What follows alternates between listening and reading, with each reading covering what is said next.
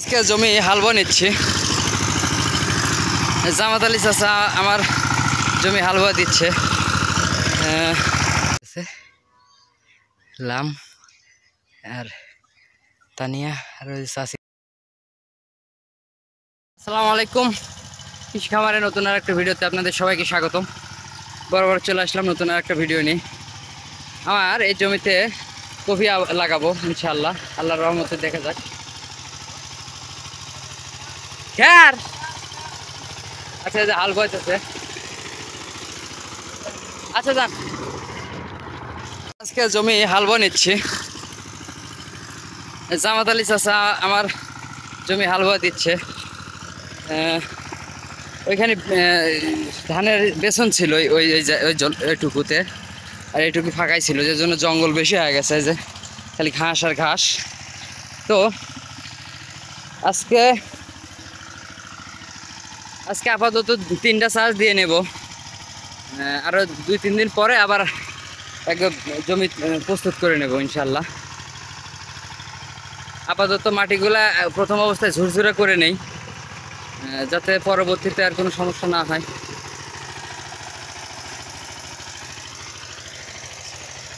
চিন্তা ভাবনা বহুত করলাম, এখন এটাতে কফি লাগানোর সিদ্ধান্ত নিলাম। দেখা যাক, একটা রিস্ক নিয়ে দেখি।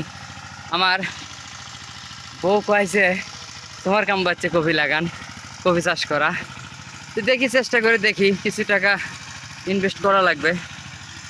দেখা যাক, তারপর কিছু না করলে তো আর বোঝা যাবে না যে আসলে চাষবাস করতে পারবো কি পারবো না। হয়তো এর আগে কখনো করে নেই, দেখে যে পারবো না এমন কিছু না।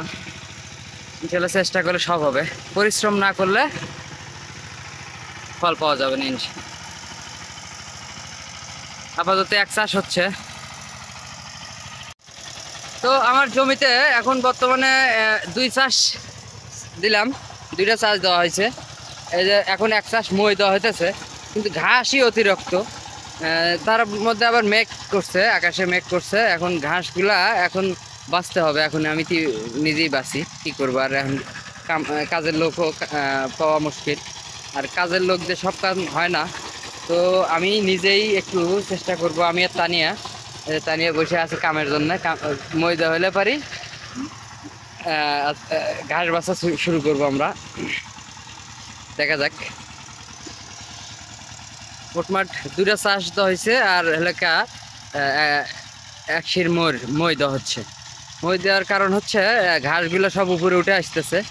এখন শুধু উপর থেকে খালি ঘাসগুলো ধরা আর কি। আল্লাহর রহমতে দেখা যাক কদ্দূর করতে পারি। বৃষ্টি আসার আগেই করতে পারলে ভালো হবে। হালবান শেষ, এই যে অর্থাৎ হাল চলে যাচ্ছে, টিলিয়ার চলে যাচ্ছে।